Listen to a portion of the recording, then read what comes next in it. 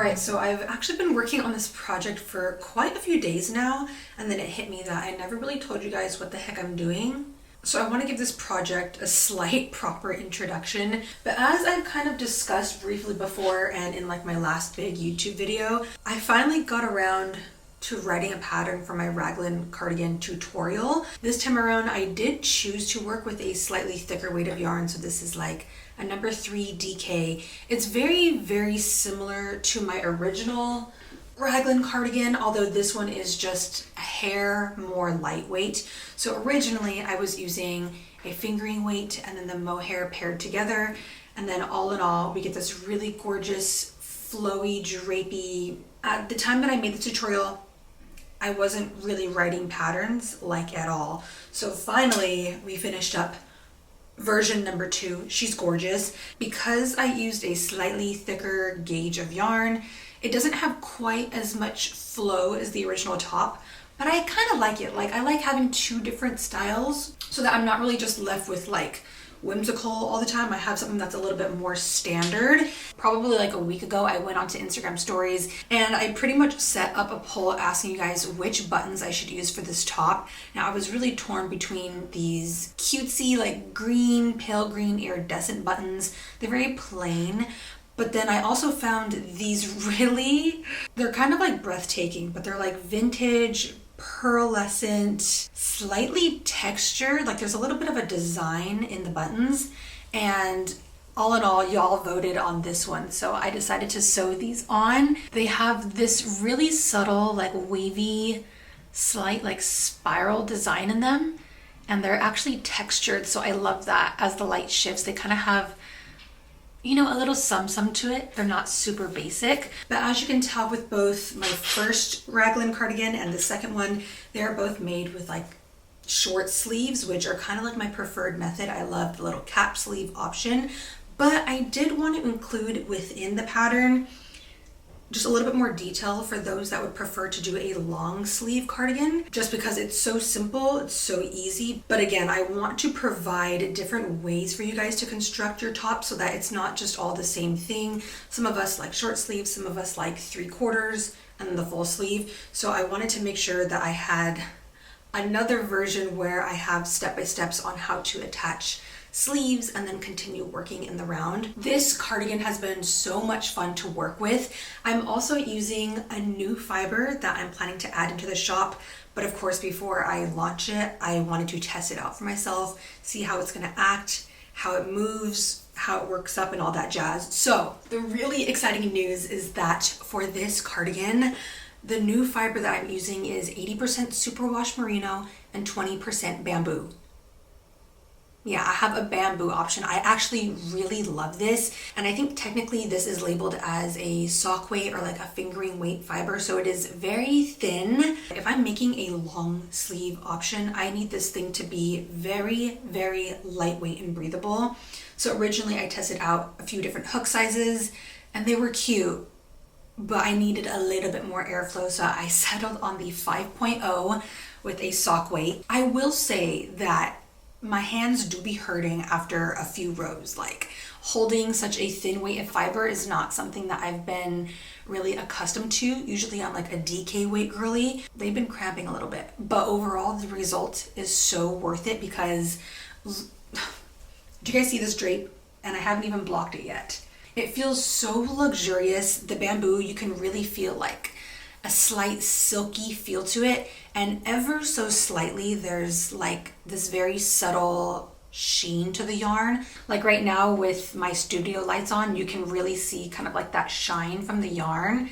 I think it looks so good, but it's not anything crazy. Again, it's very subtle because as I kind of hold this up, it doesn't really look too shiny. This pink is so precious. It's so feminine. Y'all know, slowly trying to like dabble into more of the pink options a little bit more recently, and I thought this colorway would have been just the right amount where I don't feel like I'm overdoing it for myself. So I'm just gonna work on finishing up the first sleeve, and then hopefully I can hop on over, attach my yarn to the other armhole, and then just begin mimicking the same steps. This is how much work I got done with just one hank of the bamboo.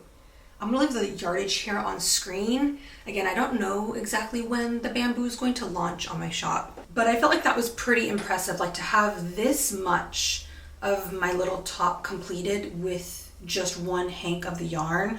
So safe to say my second hank, I'm gonna have plenty left over. But yeah, very gorgeous. I also think I'm gonna finish off this cardigan with like some very simple tie options instead of the buttons, because again, I just want to have plentiful options for y'all so you guys can make it in any way that your heart desires. You guys see this color? Ooh, this looks so, so good. I love this. I just wanted to come on here and share a little project update and kind of give you guys a little bit more of a glimpse and explanation into what I've been working on, what's been going on. But for now, I'm just pattern writing, pattern redesigning, yarn, dyeing. It's a little bit hectic over here, but we love it.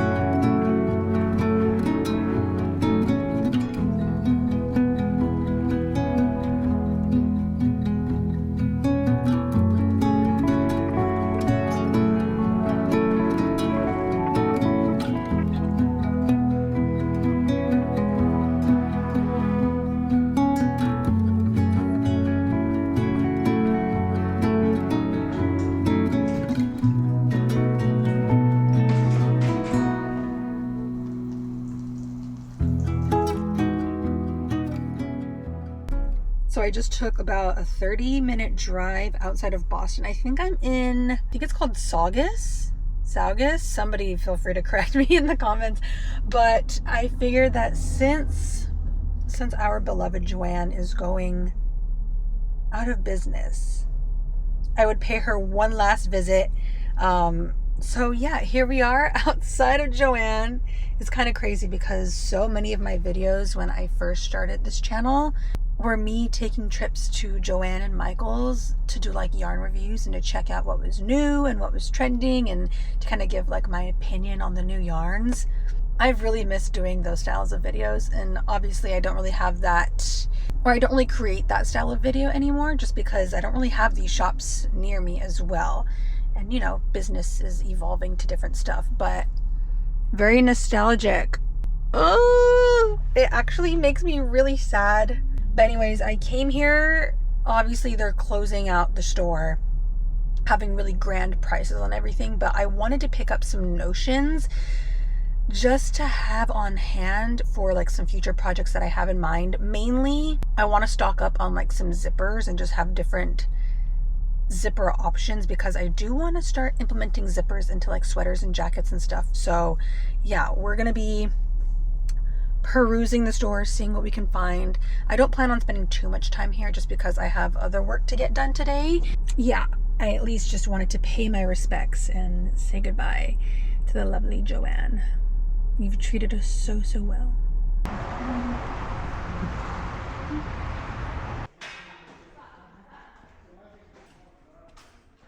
It's like empty in here. some yarn.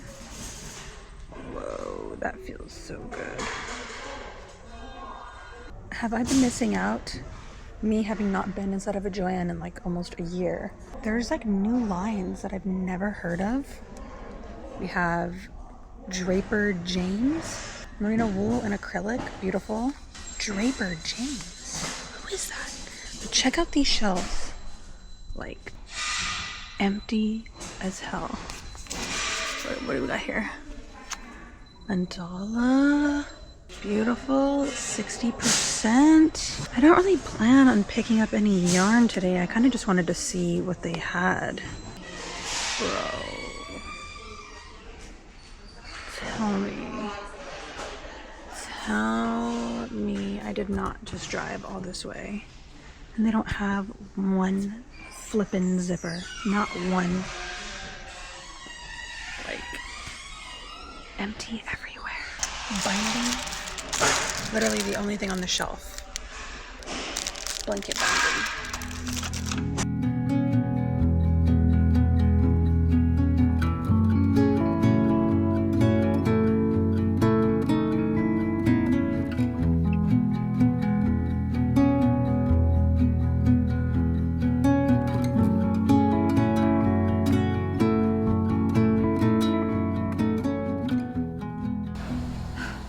Hello again. It's been a few weeks since I've talked to you guys and I kind of wanted to show another quick update because I did end up finishing up the cardigan off camera. I think I am going to throw her on for you guys. I don't really have the proper outfit for it. And for those who are wondering, yes, I still wear my crochet flowy lounge shorts. I freaking love these things. And now that it's like dead in the middle of summer, I can whip them out of the closet again. I did finalize the pattern and get it published. So it's out there, it's in the world. I have short sleeve version, I have the long sleeve. I've got this little tie front as well as like a button center. So there's a few different options and a handful of different ways that you guys can make the cardigan for yourself. In case I didn't introduce her, she is the Charlie Cardi. I really wanted to wear her for my first time vending at Sew Market. It happened back in June 15th. I will definitely talk a little bit more about this in a separate video. But needless to say, the market was amazing. I had more fun than I was imagining doing this. So I will definitely be vending again at Sew Markets. I have, I think, 3 or 4 more markets lined up. I have like one each month. And I was kind of surprised the amount of people that recognized that this was a handmade piece, even those that are not fiber artists. I had so many people complimenting me on my little Charlie Cardi.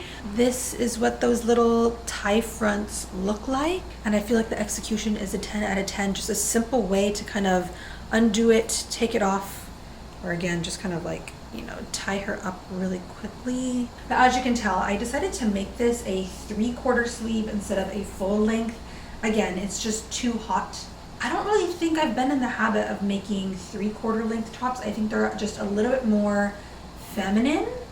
And I really like that touch versus a full long sleeve. But obviously today is a very, very warm day outside. The last like week, it's been like in the 90s almost every single day.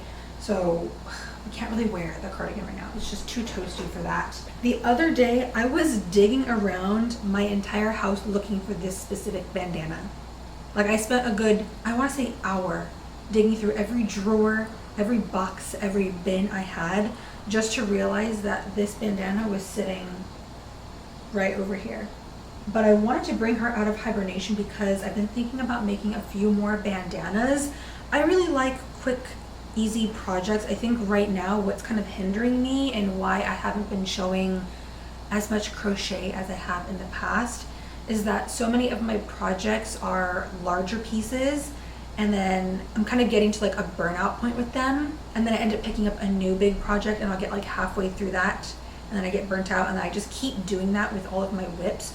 So I thought to kind of do some confidence building and then also to have like some physical pieces I could wear for summer is that I might start making smaller projects again, like the bandanas. I've been thinking about doing a very simple like 5-minute tutorial on some different bandana ideas. I was wearing this with every single outfit. I love how the bandana looks, especially with my short hair.